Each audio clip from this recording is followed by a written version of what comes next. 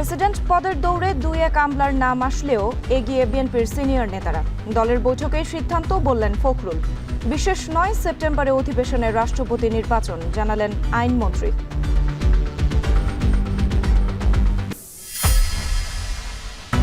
Semiconductor হতে পারে দেশের বিনিয়োগের আরেক সম্ভাবনাময় খাত। ন্যাশনাল সিম্পোজিয়াম উদ্বোধন করে প্রধানমন্ত্রী এই শিল্পে বিশেষ প্রণোদনা ও কর ছাড় দেওয়ার আশ্বাস।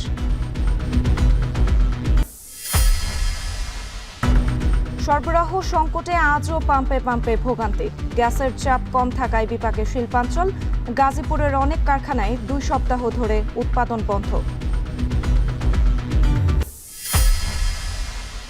সীমান্তে আবারও পুশিন আতঙ্ক। দিনাজপুরে 9 এবং ঝিনাইদহে 6 জনকে বাংলাদেশে ঠেলে পাঠানোর চেষ্টা বিএসএফের, প্রতিহত বিজিবির।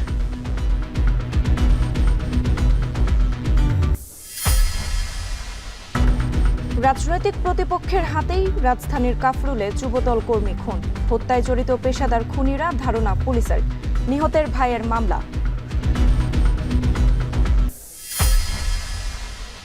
শিক্ষামন্ত্রী পদত্যাগ না করলে মোদী সরকারের সাথে আর আলোচনা নয়। তৃতীয় দফার বৈঠকের আগে হুঁশিয়ারি ককরোচ পার্টির। সোনমের অনশন ভাঙা নিয়ে বিতর্ক।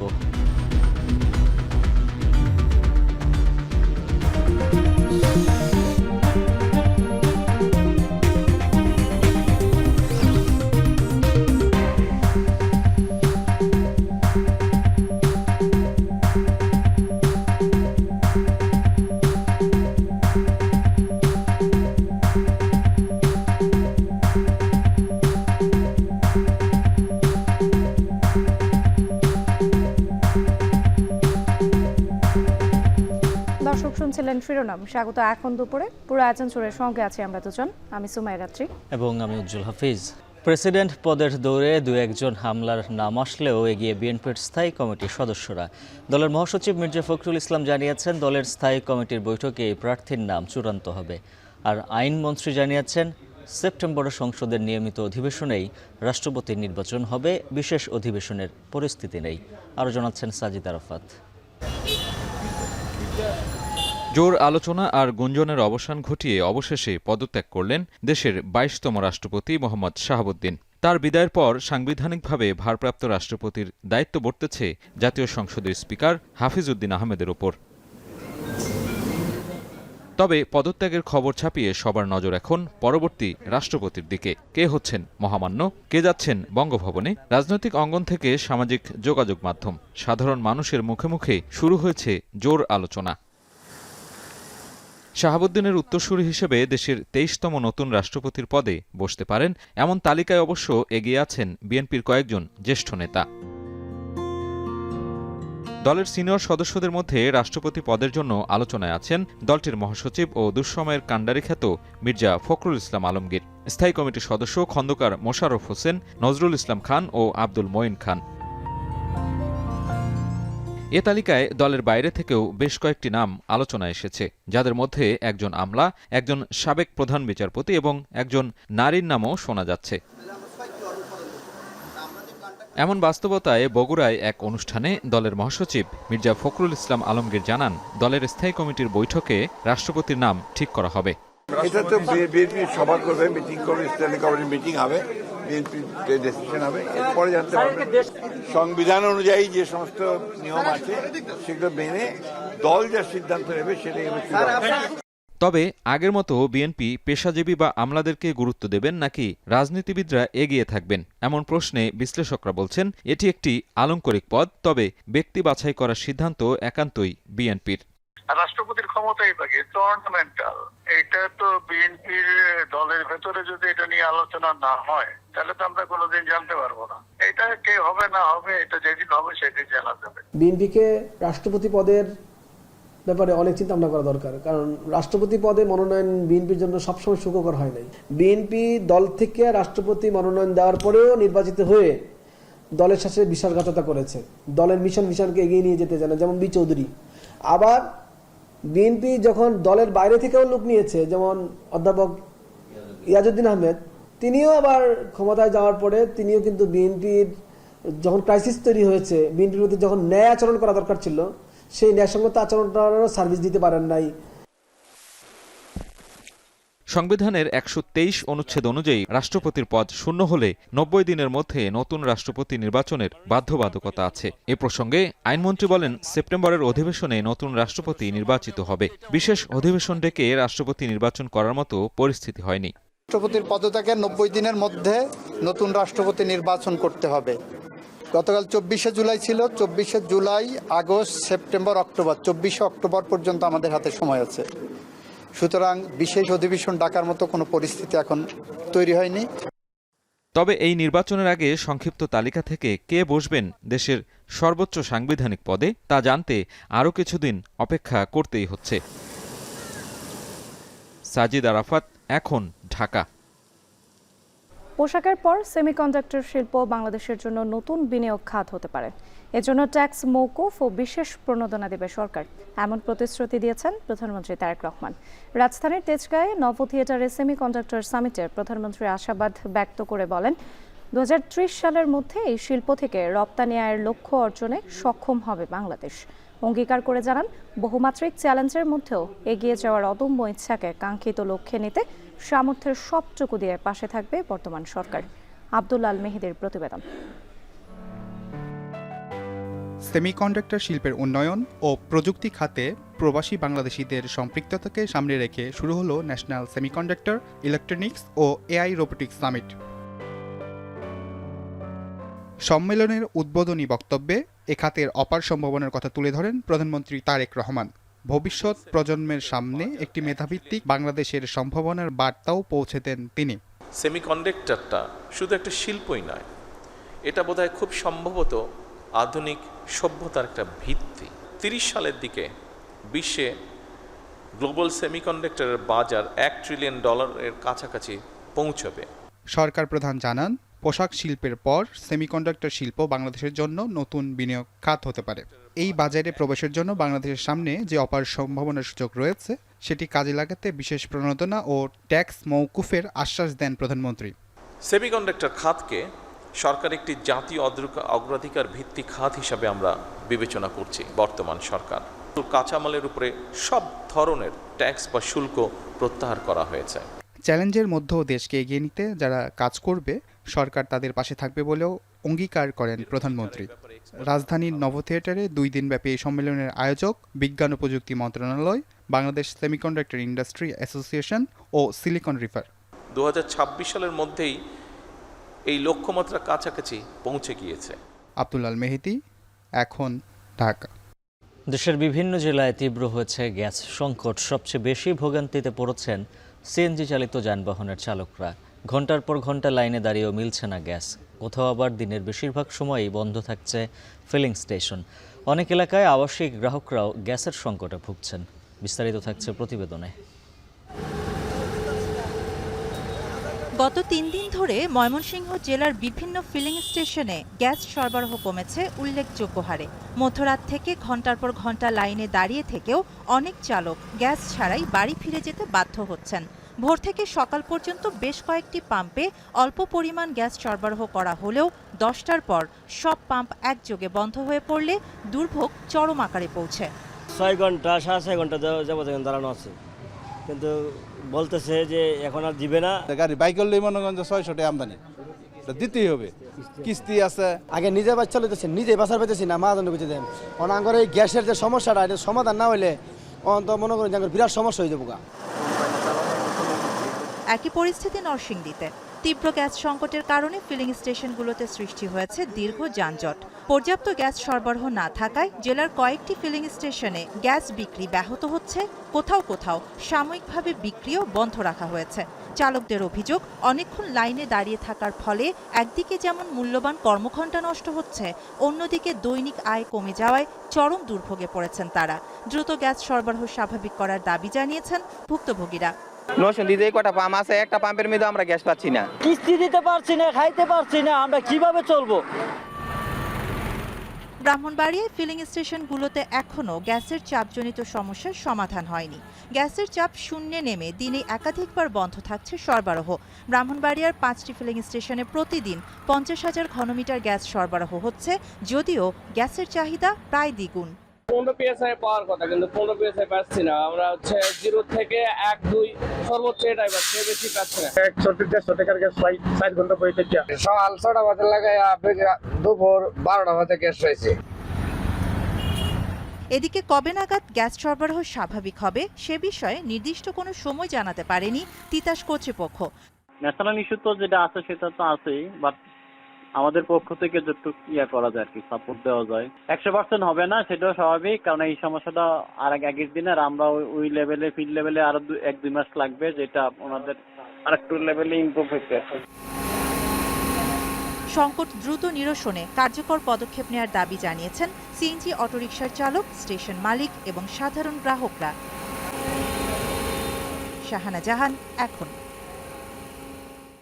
গ্যাস সংকটের আরও খবর জানবো। রাজধানী থেকে যুক্ত আছেন সহকর্মী শাহরিয়ার জামান পুলক, গাজীপুর থেকে যুক্ত হবেন ইফতেখার রায়হান। শুরুতেই যাব পুলকের কাছে। পুলক, জানাবেন ফিলিং স্টেশনগুলোতে গ্যাস সরবরাহ নিয়ে সংশ্লিষ্ট কর্তৃপক্ষ কি বলছে?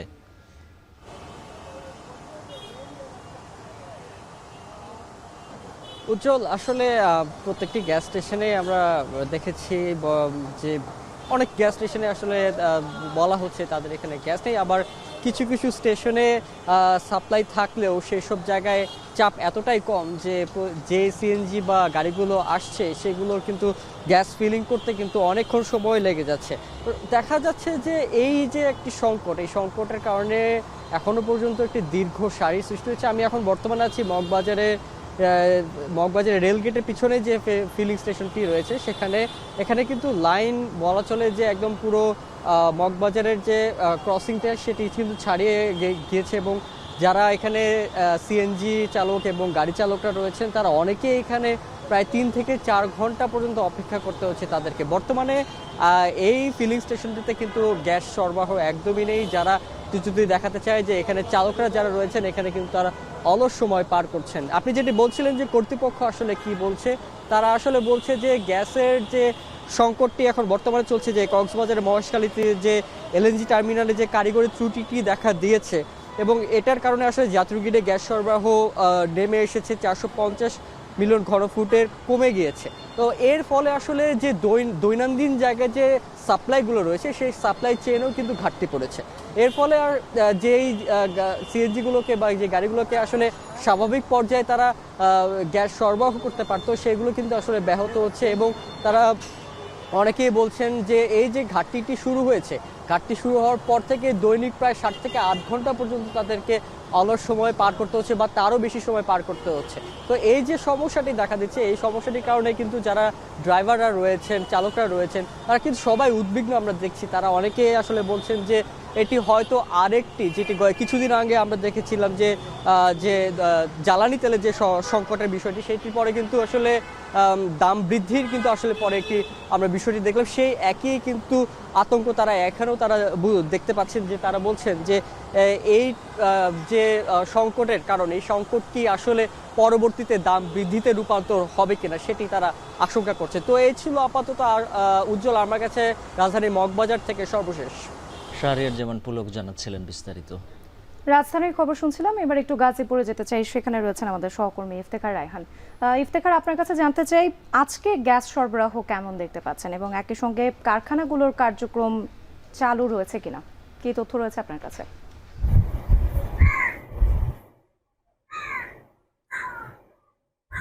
রাত্রি আমরা সারা দেশেই দেখছি যে গ্যাস সংকট রয়েছে, এবং এই গ্যাস সংকটে শুধুমাত্র ফিলিং স্টেশনগুলো নয়, এর প্রভাব কিন্তু পড়েছে যে শিল্প কলকারখানার উৎপাদনে।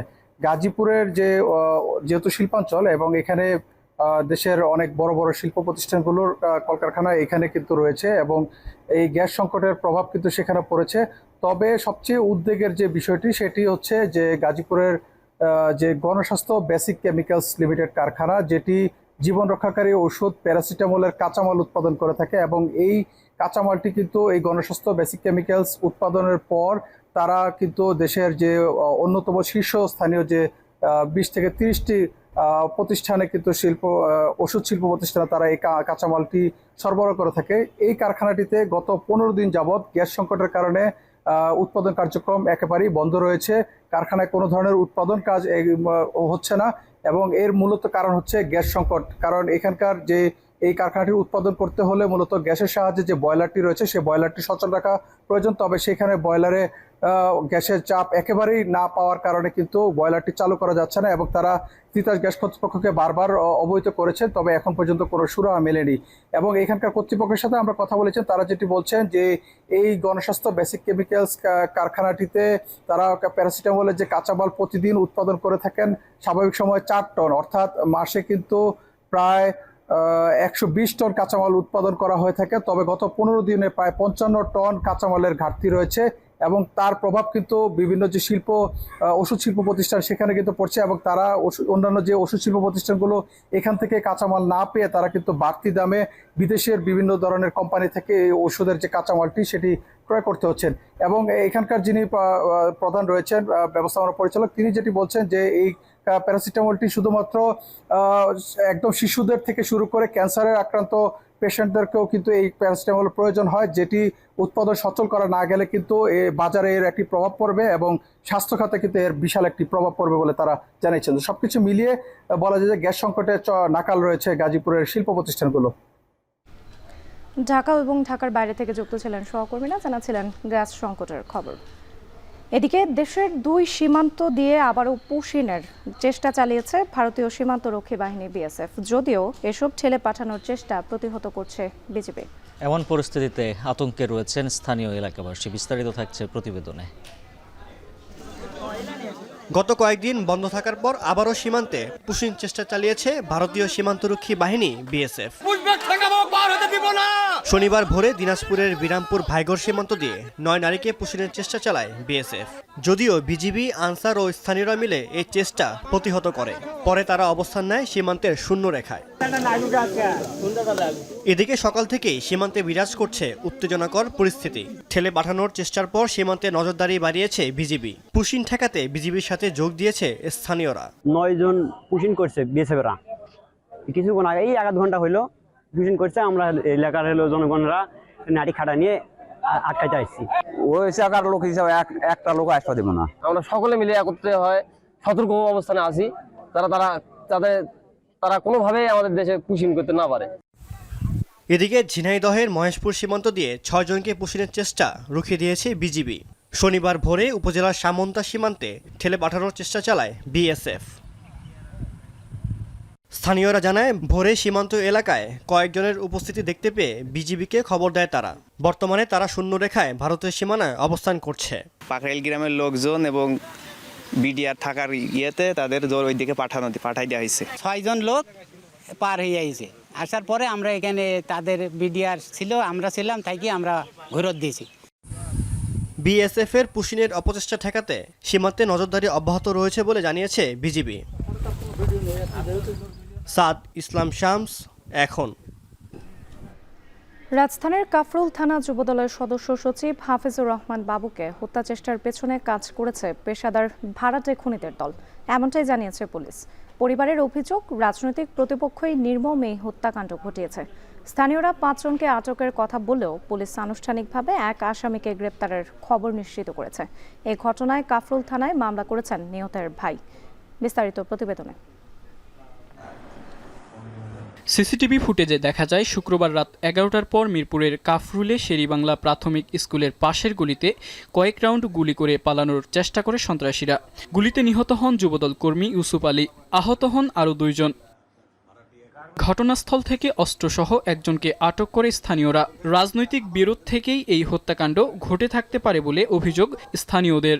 আমার ছোট ভাইকে উদ্দেশ্য মনোনীত করে সকালবেলা হাফিজুল বাবু তার লোকজন দিয়ে বাসা থেকে ঢাকায় এনে নির্মমভাবে তাকে বেধড়ক মার দিয়ে হাত পাও ভেঙে তারা থানায় দিয়ে গেছে। আমার ভাই নিরপরাধ, তাকে কিভাবে অন্যায়ভাবে পুলিশ না, তারা নিজের লোকজন দিয়ে পিটিয়ে, আওয়ামী লীগের ফ্যাসিস্টদের মতো করে পিটিয়ে আমার ভাইকে থানায় দিয়ে গেছে।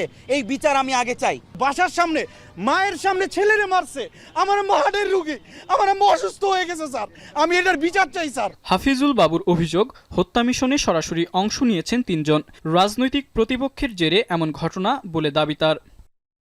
ঘটনার পর ফেসবুক পোস্টকে কেন্দ্র করে আবির নামের এক ছাত্রদল কর্মীকে স্থানীয়রা থানা হেফাজতে দেন। তবে পরিবারের দাবি, এই ঘটনার সাথে জড়িত নয় সে। পুলিশ বলছে পরিকল্পিতভাবে মাঠে নেমেছিল পেশাদার ভাড়াটে খুনিরা। যে মারা গেছে ইউসুফ, ওনার বড় ভাই বাদী হয়ে মামলা করেছে। উনি ওনাদের যেই অভিযোগ যেটা দিচ্ছে ওই অনুসারে আমরা মামলাটা নিয়েছি। ওই অনুসারে আমাদের অভিযান চলমান আছে। আমাদের অবজারভেশনে মনে হলো যে যারা গতকালকের ঘটনা ঘটাইছে তারা পেশাদার। রাজধানীর ভেতরের এমন ঘটনার রহস্য উদ্ঘাটনে কাজ করছে আইনশৃঙ্খলা বাহিনীর সদস্যরা।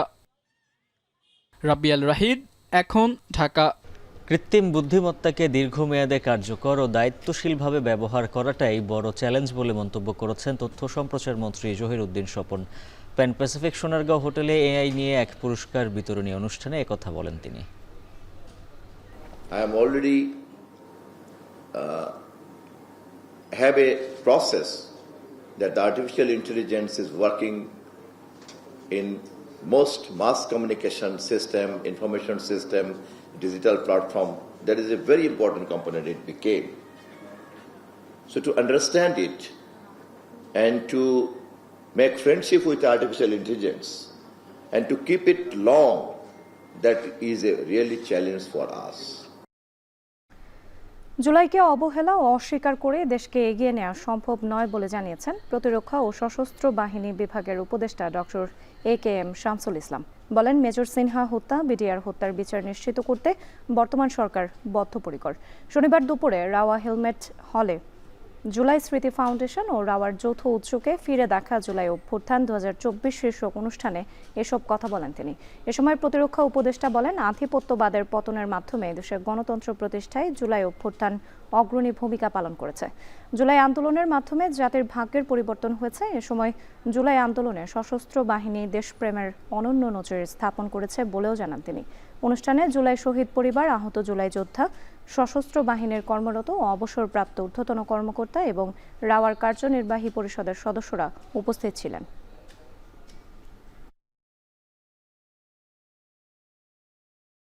আমাদের সশস্ত্র বাহিনীর অফিসারদের জন্য যারা এই গত ফ্যাসিস্ট সরকারের আমলে বিভিন্নভাবে বঞ্চিত হয়েছে, তাদের জন্য ইতিমধ্যে একটি বোর্ড কমিটি গঠন করে তা কার্য সম্পন্ন করেছে এবং আরেকটি বড় পরিসরে একটি কমিটি গঠন করা হয়েছে। যেসব নির্যাতিত হয়েছিল আমাদের সহকর্মীরা, তাদের প্রাপ্য মর্যাদা বুঝিয়ে দিতে সর্বদা অঙ্গীকারবদ্ধ। এই আয় হওয়ায় সাগরের জাহাজ ব্যবসায় আগ্রহ বাড়ছে বড় শিল্প গ্রুপের। নিজস্ব শিল্প প্রতিষ্ঠানে পণ্য পরিবহনের পাশাপাশি জাহাজ ভাড়া দিয়ে ভালো আয় হওয়ায় বহর বড় করছে অনেক প্রতিষ্ঠান। যদিও রাজনৈতিক অস্থিরতা ও অনিশ্চয়তায় 2 বছরে বিনিয়োগে কিছুটা ভাটা পড়েছে। করছাড় থাকলেও বাজেটে জাহাজ কেনা ও বিক্রিতে বেশ কিছু পরিবর্তনে বিনিয়োগের প্রভাব পড়বে বলে মনে করছেন সংশ্লিষ্টরা। জাহাজ বাড়াতে স্বল্প সুদের ঋণ ও প্রণোদনা চান তারা। হাজেরা শিউলের প্রতিবেদন। যে কোনো শিল্পে বিনিয়োগ করলে পুঁজি তুলে আনা বা রিটার্ন পেতে সময় লাগে, তবে জাহাজ পরিচালনার ব্যবসা এদিক থেকে ভিন্ন। বর্তমানে এ খাতের পরিধি শুধু বাড়ছে না, মধ্যপ্রাচ্যের যুদ্ধের পর সমুদ্র পথে পণ্য পরিবহনের চ্যালেঞ্জের সাথে বেড়েছে আয়ও। যদিও রাজনৈতিক অস্থিরতা ও অনিশ্চয়তার কারণে গেল 2 বছরে এ খাতে বিনিয়োগ কমেছে। 2024 জুনে দেশীয় পতাকাবাহী জাহাজ শতকের মাইলফলক অতিক্রমের পর 2 বছরে যুক্ত হয়েছে মাত্র 11টি জাহাজ। বিশ্বের বন্দরে বন্দরে লাল সবুজের পতাকা উড়াচ্ছে বর্তমানে 108টি জাহাজ। নিবন্ধনের অপেক্ষায় আছে আরও কয়েকটি। গোটা বিশ্বজুড়ে যে একটা জিওপলিটিক্যাল একটা আনসার্টেনিটি বা ভোলেটিলিটি যেটাই বলেন না কেন, সেটার কারণে একটা ট্রেড এবং এই যে শিপিংয়ে একটা ডেফিনেটলি একটা আনসার্টেনিটি তৈরি হয়েছে। সেই কারণে আসলে সবাই ইনভেস্টমেন্টের ক্ষেত্রে হয়তো একটু ওয়েট অ্যান্ড সি এই পলিসিতে যাওয়ার কারণে হয়তো খুব বেশি এরকম আশানুরূপ হচ্ছে না। এক একসময় বাংলাদেশ শিপিং কর্পোরেশন সর্বোচ্চ 34টি সমুদ্রগামী জাহাজের মালিক থাকলেও বর্তমানে বেসরকারি খাতই এ ব্যবসায় নেতৃত্ব দিচ্ছে। 2019 সালে সরকার জাহাজ কেনায় শুল্ক করে ব্যাপক ছাড় দেওয়ার পর বাড়তে থাকে দেশীয় পতাকাবাহী জাহাজ। গত 7 বছরে বিএসসি সহ বিভিন্ন শিল্প গ্রুপ জাহাজ কিনেছে প্রায় 90টি। 2020 ও 2022 সালে জাহাজ কেনা হয়েছে রেকর্ড 15টি করে। সর্বশেষ গত 6 মাসে দেশীয় পতাকায় জাহাজ যুক্ত হয়েছে 7টি। 27টি জাহাজ নিয়ে সমুদ্রগামী জাহাজের মালিকানায় বর্তমানে যৌথভাবে শীর্ষে আছে KSRM গ্রুপের মালিকানাধীন এসআর শিপিং ও মেঘনা গ্রুপ। 11টি জাহাজ নিয়ে দ্বিতীয় অবস্থানে আছে আকিজ গ্রুপ। 8টি জাহাজ নিয়ে HR শিপিং তৃতীয় ও 7টি জাহাজ নিয়ে যৌথভাবে চতুর্থ অবস্থানে আছে বিএসসি ও ভ্যানগার্ড।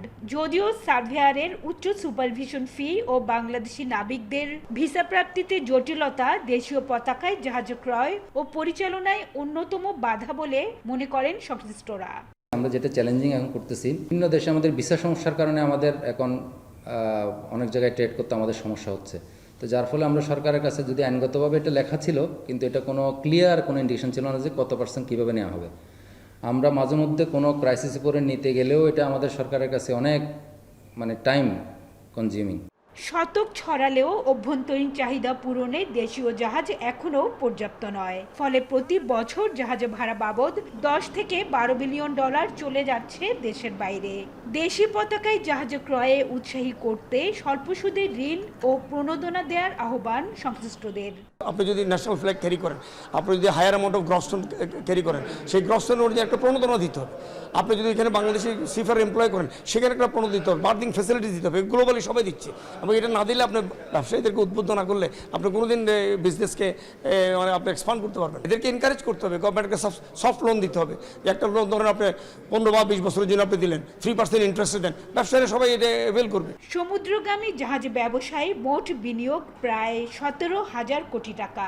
যদিও আইন কানুনের শিথিলতা ও কর দিতে না হওয়ায় পানামা ও বারমুডা সহ অন্যান্য দেশের পতাকায় আছে বাংলাদেশি ব্যবসায়ীদের অন্তত 30 থেকে 35টি জাহাজ। হাজরা শিউলি, এখন চট্টগ্রাম। ভয়াবহ বন্যার পানি নেমে গেলেও বান্দরবানে রয়ে গেছে ধ্বংসযজ্ঞের চিহ্ন। টানা ভারী বর্ষণ ও পাহাড়ি ঢলে জেলার আঞ্চলিক ও অভ্যন্তরীণ সড়কের বিভিন্ন অংশ ভেঙে গেছে। কোথাও সৃষ্টি হয়েছে বড় বড় গর্ত, কোথাও ধসে পড়েছে পুরো সড়ক। এতে চরম দুর্ভোগে পড়েছেন দুর্গম এলাকার বাসিন্দারা। ক্ষতিগ্রস্ত সড়কগুলো সংস্কারের প্রয়োজন 100 কোটি টাকার বেশি। বিস্তারিত প্রতিবেদনে। টানা ভারী বর্ষণ আর পাহাড়ি ঢলে বান্দরবানের সড়ক যোগাযোগ ব্যবস্থা কার্যত বিপর্যস্ত। জেলার বিভিন্ন আঞ্চলিক ও অভ্যন্তরীণ সড়ক কোথাও ভেঙে গেছে, আবার কোথাও ধসে গেছে বড় অংশ। সড়কের নিচে মাটি সরে তৈরি হয়েছে ঝুঁকিপূর্ণ পরিস্থিতি। জীবনের ঝুঁকি নিয়েই চলাচল করছেন স্থানীয় বাসিন্দারা।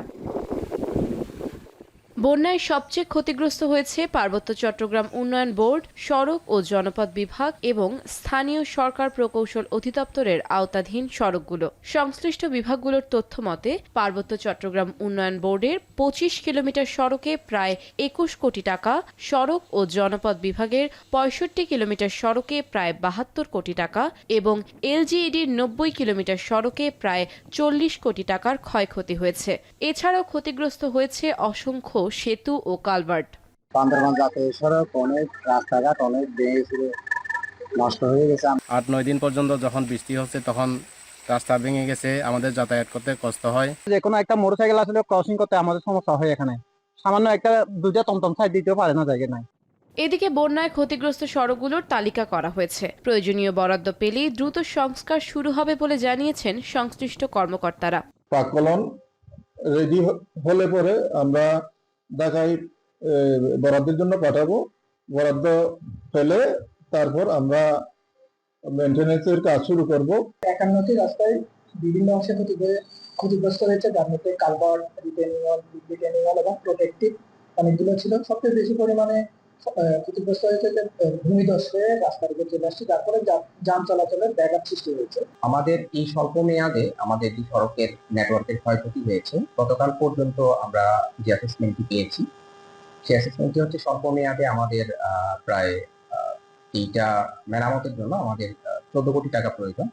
সাম্প্রতিক ভয়াবহ বন্যায় বান্দরবানের আওতাধীন আঞ্চলিক ও অভ্যন্তরীণ সড়ক পুনর্নির্মাণ ও সংস্কারে অন্তত 133 কোটি টাকার প্রয়োজন। দ্রুত বরাদ্দ ও সংস্কার শুরু না হলে দুর্গম এলাকার মানুষের দুর্ভোগ আরও দীর্ঘায়িত হওয়ার শঙ্কা রয়েছে।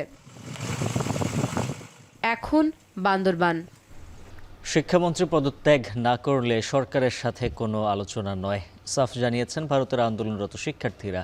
তৃতীয় দফার বৈঠকের কয়েক ঘন্টা আগে আরও কঠোর আন্দোলনের হুমকি ককরোচ জনতা পার্টি সিজিপির।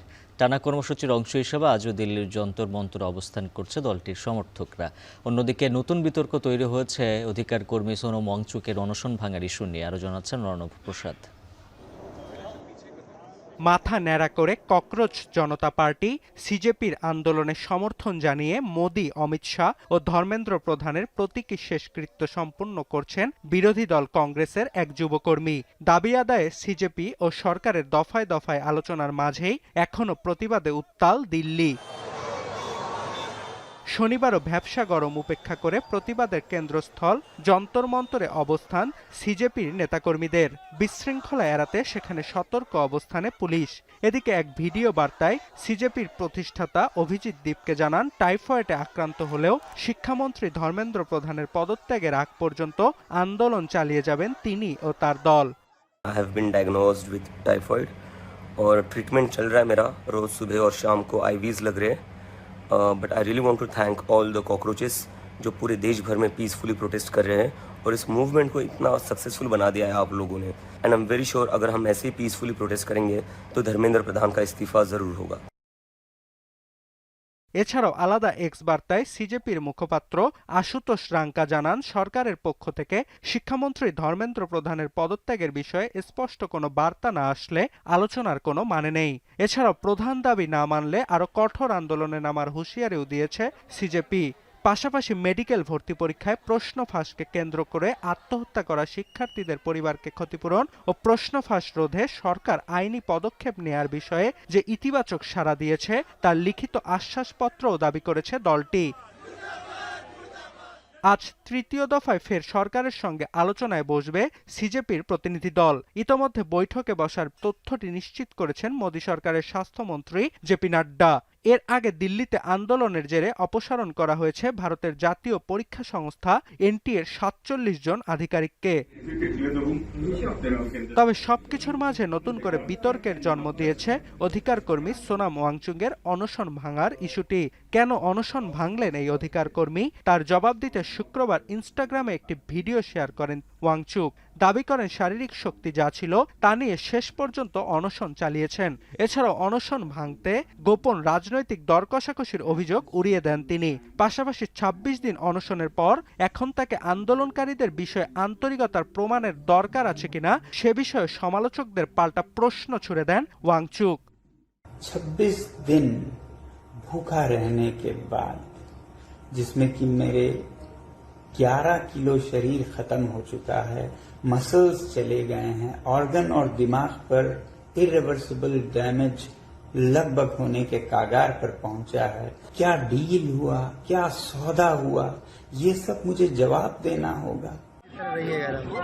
ইতোমধ্যে ককরোচ জনতা পার্টির আন্দোলন ছড়িয়ে পড়েছে পশ্চিমবঙ্গ, মহারাষ্ট্র, জম্মু কাশ্মীর সহ ভারতের বেশ কয়েকটি রাজ্যে। এছাড়াও বিহারে একটি বাম সংগঠনের ডাকে পালিত হচ্ছে হরতাল। শনিবার সকালে প্রদেশটির বিভিন্ন স্থানে টায়ার জ্বালিয়ে বিক্ষোভ করেন নেতাকর্মীরা। অর্ণব প্রসাদ, এখন বিশ্ব। কাজ হোক যাই সাথে এক্সপার্ট চাই, না টাইট লুজ যদি করতে হয় তবে এক্সপার্ট টুলস এই নিশ্চিত জয়।